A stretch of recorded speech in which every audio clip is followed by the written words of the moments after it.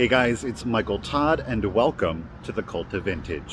Today we are in Scranton, Pennsylvania. I have not been in Scranton, Pennsylvania in years. Y'all thought you were safe. Psych!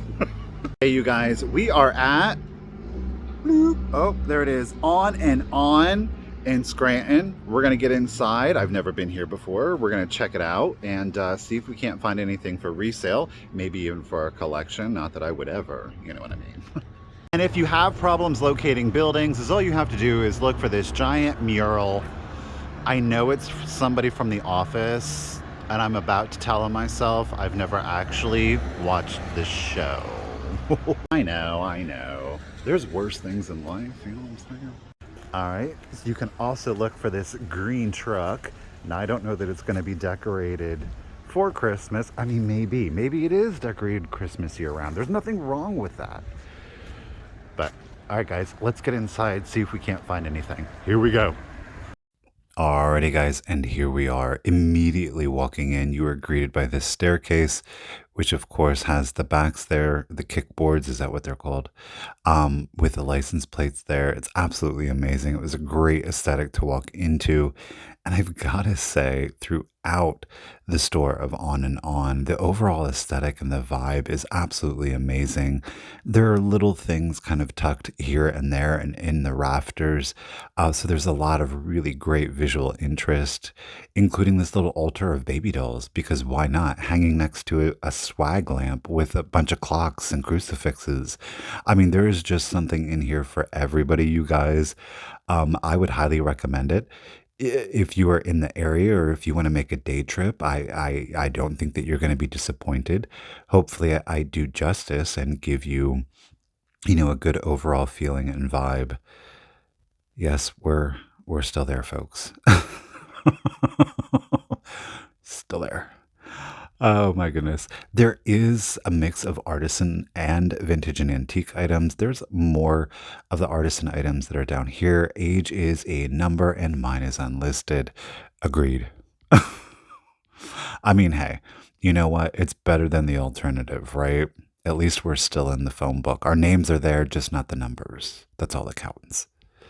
So as I was saying earlier, downstairs you're going to find a lot of more of the artisan local craftsmen. And I love it. I kind of like it. There is a more heavy lean on the vintage and antiques though throughout the store. So don't you worry. Now, the first thing that catches my eye in the store are these wall plaques. These are mermaids. It is a set of two. They are priced at $100. I did not know the manufacturer. They're not they're not Norcrest either that I am aware of. They're priced very fairly, especially for a collector. The two for $100, which honestly, when you're talking about vintage ceramic mermaids, is probably actually a really good deal. So now down here, we've got some ceramic flamingos. These are absolutely adorable. The vendor did mark them as being identified as marked as made in occupied Japan. Oh my goodness. And you had a little Fenton there. This was a really interesting booth, and you're going to see why here in just a second.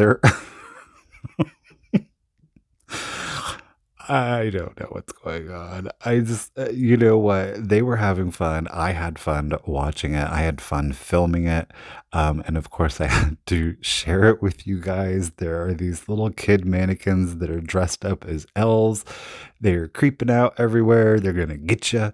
This one is waiting for you to turn your back here in the luggage. I'm like, I see you though. Oh no, I'm turning my back. Watch out. No, I'm just... Again, we've got these very steampunk kind of lamps here. I absolutely loved the I'm having a moment. The crystal skull lamp. I believe it was made from I'm trying to hold it together and I can't. From Crystal Skull vodka, I do believe. I could be wrong, but I'm pretty sure that's what that was. Yeah, okay. So, another creepy Oh my goodness. I am recording this after work, so I am definitely in a mood. You guys are gonna have to bear with me. I gotta say, there were a lot of people in the store. There weren't a whole lot of people down below, but when we get upstairs, it made for a fun filming adventure. But good for you, on and on. It's always good to see a small business have so many people in it. I mean, that's a wonderful thing. Here we do see a very mid-century kind of table or barware service set, if you will. It looks like it could be Culver. And then I turned and I saw this amazing, look at this lampshade. It is, of course, fiberglass. It's absolutely amazing. It is in near pristine condition. And of course, the lamp itself is this chalkware floral detail. And if you're not seeing things, that's right. In the middle of the flower is a single bulb. This is amazing. Like that is the mid-century realness right there. And look at the patterned lampshade. This is just fantastic. That was wonderful. And I was like, but how much are you? Yeah. She's a little pricey for me for resale, but for a collector, I will say this, especially given the condition, which was flawless, the unusualness, it's a steal. So I would, if you're in the market for a floral chalkware with a fiberglass lamp, snatch it up, guys. It is a deal. It really is, though. So do keep in mind this was just it was a couple of days after New Year's when I was filming, so we are going to see a lot of Christmas left over. I'm seeing that I didn't mirror my video here, so I'm going to have to do that. The words are backwards. You're not having a stroke. Don't worry. Yeah.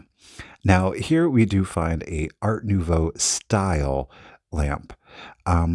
You know what? And here's the thing. I'm not mad at it, especially because it's like quote unquote on clearance or on sale, if you will, at only $28. You're definitely going to get the look and feel of an Art Nouveau lamp without having to break the bank. I have unsuccessfully several times attempted to get a figural French. They're typically French. They are typically made out of spelter, an original, like 1900 to about 1910.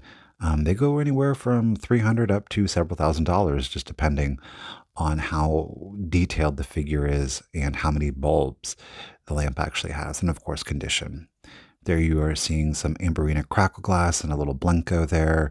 The water decanter back here. We've got some what is it, end of days or end of world? I don't. One and the same, right, folks? We're living in it now. End of day vase. Wow. You guys didn't know you were going to get this when you clicked on the video, did you? But it's a very beautiful two-tone, and it does have a patterned glass effect to it. Very basket weave, if you will. Now, underneath here, we are going to see two finds, our first finds, and it's from the same vendor. And the first thing that, of course, catches my eye are these bright colors. This is a ceramic toucan. I thought it was going to be paper mache or wood. It very much is like a Mexican or Cancun hobbyist piece. I love them. I think that they're bright, they're colorful, they're fun, they're very cheery. So I do decide to go ahead and pick that up. And behind it, I am seeing this Art Deco shaped. Now I do believe it is, given the paint technique, it is a paint that is painted on and then fired on. So it's not chemically adhered like stained glass would be. It's very much like your Fire King, like your dinner and serviceware. So I do decide to pick that piece up. Now here we see a little kitsch realness. This is a Holt Howard poodle. She was only $4. Now it is as is. She would have been holding a mirror. In the other hand, she has her little powder puff. You can't see the marking. You can kind of see the patent there. But I had actually purchased her as well as her suitor. He is a blue poodle with a little top hat and cane. But for $4, heck yeah. Is she missing her mirror? Yeah. Did I make some money on her? Yeah, I think I made like 20 bucks on her. So, hey, why not? I'm not going to, if $20 was laying on the ground, I'm going to bend over and pick it up. You know what I'm saying? This was absolutely stunning. I know that the subject matter might not be everybody's thing, but the execution, the sculptural detail was amazing. That's right, folks. We are headed up the stairs, and I was risking life and limb as well as glass and ceramic ware in my basket by trying to get up these steps and filming it, but I had to do it so that you guys could get the effect of it. It was great.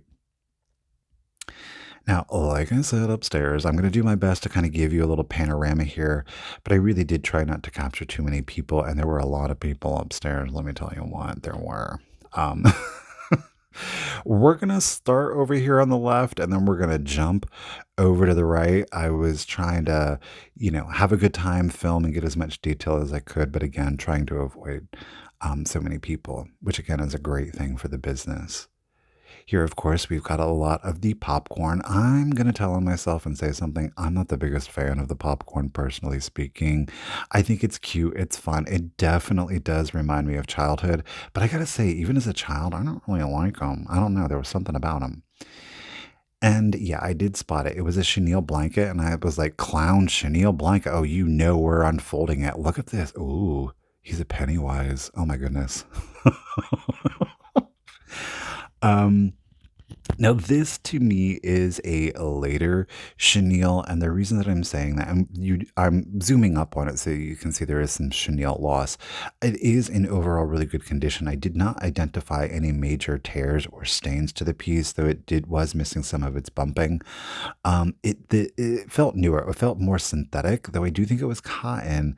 Though some of those, like the color buttons, the dots, part of me, they felt plasticky, like synthetic, like that 1950s, early 60s synthetic. Do you know what I'm saying? Like the not comfortable stuff. Now, this was really cute. I was kind of tempted by it. It was unusual, the subject matter. I was looking for the price and I said $20, and I was like, I don't know. I think that's fair, but I didn't know about it for resale. I felt so bad for Big Bird. He is having a day. Look at how like, get me out of here. Help me. Oh, well. So we've got a lot of rusty tins here. You know we love to keep it rusty, crusty, and dusty, folks. So why not? Look at this doll up in here. Woo! Creep factor. Ah, she's gonna get you. Now, again, we are seeing this right after New Year's. It was a beautiful Christmas display, and I would not personally mind seeing this year round. The vendor had a lot of Christmas, so it wouldn't surprise me if maybe they did keep a lot of Christmas up year round. And I say, more power to you. More power to you. I love that Empire mold, Frosty the Snowman there in the back. Now, here we have a little diamond pottery that is the manufacturer. These were sculpted after the 1920s, 30s Rempel squeakers. This is the small figurine and it priced at $10. That was an excellent deal. So I loop back around and get him. This is a really cute planter. I love the Art Deco-y colors, that yellow and green. However, there was a significant repair right along the neck there, and I thought that it was a little too identifiable, so I did elect to keep that one behind. A little skull with your snowman, because Merry Christmas. I don't. And yes, we do see them peeking out there. Of course, we see some beautiful green swung vases, so wanted to pop over in here. This vendor definitely has an eye for the mid-century, and I'm not mad at you. Look at those beautiful lamps. Again, very figural. And again, I'm gonna tell on myself. Personally speaking, I would not decorate with any of this. Um, However, I do appreciate and respect a lot of the lines, the simplicity of it, and I know a lot of you out there do love it, so I do pick it up.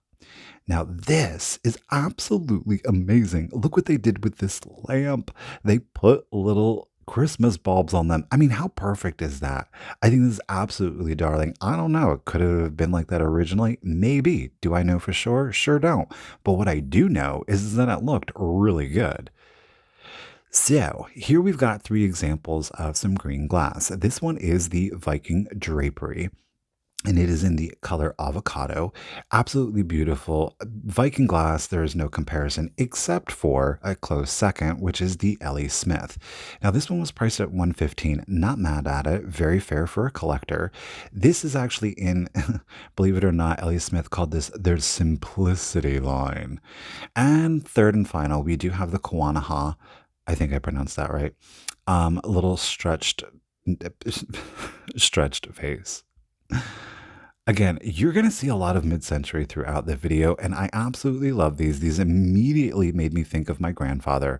Not the two that are hanging, more specifically the two here that are on the pole. I remember this being downstairs in my grandfather's bar. And again, it was one that was on the pole. These are only $95, which, and this was only $265 for the whole apparatus and the lights. Like, that is an amazing deal. I've seen a lot of people charge $265 just for one of the swag lamps. So again, there are some great deals to be had. Now here we have some early. This could be Fenton. They say fairly early. Okay, yeah. It is going to fluoresce most definitely. It is obviously in a green opalescent ridged. Here again, we are seeing some more Ellie Smith. A beautiful ruby gloss. Look at the crisp. Oh my goodness, isn't it sparkly? Unfortunately, it was priced a little too high for us to be able to resell. But again, just because it's something that I'm not going to pick up for resale doesn't mean that the price is bad. It's just not where I would need it to be to make enough profit to warrant me putting out that money. Here we've got some vintage tulip girls, and I actually said this recently in an episode of Vintage Rescue Squad, that I do find that the more utilitarian kitschy items do far better than the kitschy figurines. There are, of course, going to be exceptions to every rule, but I do find things that I don't know, like maybe something you see in the thumbnail of the video, do far better than if it was a figurine. Not always the case, but that's only what I've experienced in my own personal adventure selling on YouTube Live. We got some great little Tupperware back there, little mugs. I didn't actually see that little picture that I'm going to assume is creamer. Oh, look, I actually found those plastic doilies at Rutherford's recently. Now, I didn't pick them up, but got a little red flock deer here, a little plastic Christmas. Again, because we are out, obviously, of the holiday season, I'm being far more selective in the pieces that I'm going to buy because I do want to have a Christmas in July sale, but it's got to be special. Again, we've got some Viking glass here. That is the Parsimon here in the front. It was only $24 for the bud vase, so I did think that that was fair enough, and I do think that there would have been money for me to make. In fact, there was approximately $20 was made on this vase. The one in the back, the swung pedestal, is... I can't talk tonight, you guys, is Viking, again, in the avocado. The one here in the front, the one to the left is Ellie Smith. That one in the front, unsure. It looks like it wants to be a Fenton, but it's not a Fenton. Now, these are cute little wall plaques, these ceramic little birds here. They are $30 a set, which I think is really good deal for a collector. Oh, you know what? I just saw, good thing I didn't pick it up. The tip of the wing, I don't know if you see it at the very top, the feather was snapped off. I did not see that in real life. Here in the back, this colorway was marked at $75. The vendor marked it as far more rare or hard to find. That was interesting. The Japan was stamped on the front of the tail feather. That was interesting. Now here we've got the little Norcrest Owls. I've actually found this piece before. It is marked at $40, but interestingly enough, it is stamped Brins. Yeah. Odd. I don't know. Now, the one in the back, again, Norcrest. This one is a bank, and I really wanted to get this one because it was a big one, and he was cute, and he was adorable. He was $38 though. He was in excellent condition. I think, for a collector, especially if you loved owls and you loved the kitschy stuff, that would have been a great get. Unfortunately, again, just not where I want it to be for resale. I will say if it was, if it was 25, 28, I probably would have been like, I'm going to take the risk because I thought it was super cute. But at 38, I just, Here are some Christmas decorations in the torpedo style. I do believe those actually are shiny brights, though I can't identify the shiny bright starburst there. And I loved these Blanco candlesticks and very icy. How good would that be for like your winter decor? Ooh, just giant blocks of ice. Could you see some lucite candles on those? Wouldn't that be amazing? Now here we've got a little paperweight. It is etched there with a signature. And I'm like, what does it say? It just says art glass weight. Yes, but I couldn't read the signature. I liked it. I wasn't in love with it. Something I was in love was a sale, 25% off. And the thing that, of course, immediately caught my eye was this gorgeous. Now, I do believe this is the late 1800s or early 1900s. It is a swung vase, ribbed. It was priced at only $15 plus 25% off. Heck yeah, I got it. The interesting thing about this is that the fingers that I did not notice in the store are fused. And that makes it a little bit rarer so far as the fingers being, they're connected by a piece of glass. Here, of course, we've got some Hager, right? That's what that stamp says there. It is amazing. Now, again, this is some mid century where I'm like, I feel like you could be Art Deco if I really wanted you to be. It was priced at only $40. Again, it was 25% off. I really went back and forth, back and forth, back and forth on this. There definitely was a profit on that, even with, or pardon me, especially with the 25% off. However, the shipping is what scared me off from it. So I did leave the Hager fish behind. This is a really cute little Grant Crest biscuit jar. This little teddy bear here. Now we are seeing some Indiana glass in the Stars and Bars, the Amber, Ellie Smith, Moon and Stars right behind it. A little compote here, priced at $28. Very fair, again, for a collector. I would have, if it was 18, I probably would have gotten it. The amber color can be tricky. The amber color is going to do you better come like late August through mid-November, when people are really looking for that warmth, especially that golden color. Do yourself a favor. If you've never seen amber glass lit up at night, do yourself a favor and do it. Here we got a little Roseville.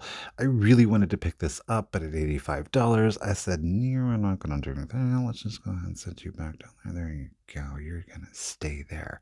And then, oh my goodness, there was a Lefton Pixie planter. Oh my God, $10. What? Yeah, no. This was a major score for me. I actually have a collection of the Lefton figurines, so I was super excited to get that. That is staying with me. It's staying with me. It's just staying with me. Okay. Here again, we've got some more diamond pottery and the Rempel. This little horse, and I was like, oh, maybe I'll just get both from them. And I was like, oh no, he's chipped. No. So that's when I went back and got the other horse, and then I did decide to go ahead and get the bunny. I love the little figurines. They do make planters. They have larger figurines that have like grassy knolls, if you will, as bases. This was great. Here in the back, you've got some clear satin Fenton, but what really caught my eye was this Italian spaghetti poodle. Of course, he is ceramic. He's very dapper with his little bow tie there, his polka dotted bow tie. He was priced at only $15. I decided to go ahead and take a risk on him, and it was well worth it. I can't remember, so don't quote me on this, but I think he went for over 60. So he definitely was a good get. Whoa, what are we doing? Oh, we're in my pocket. I'm going to cut the video. And we're back. I mean, come on. Who else's video do you get to hang out in their pocket with, I ask you? Nowhere but here at the Cult.Of.Vintage, folks. That's right.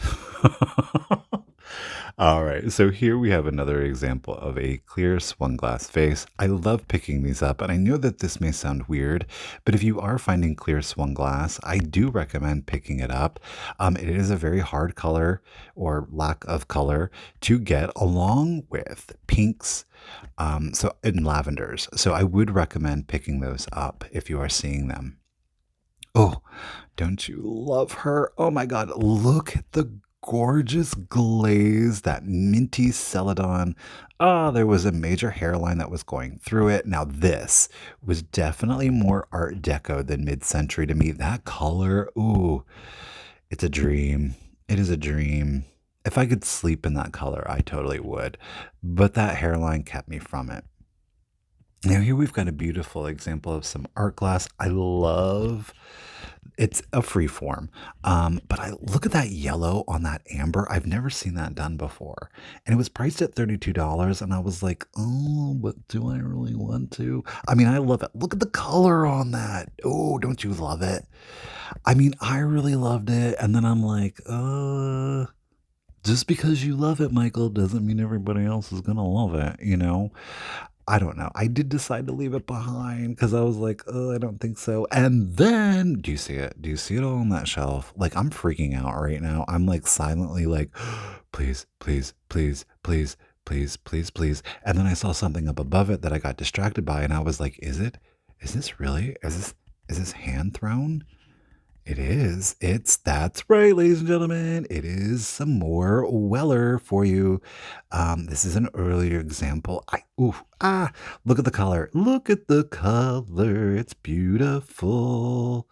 It was $60 and I still got it anyhow because it's beautiful. That's why.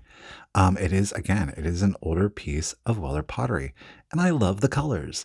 And down below, yes, see, you thought I was super excited about that, but I was excited about these Royal Sealy.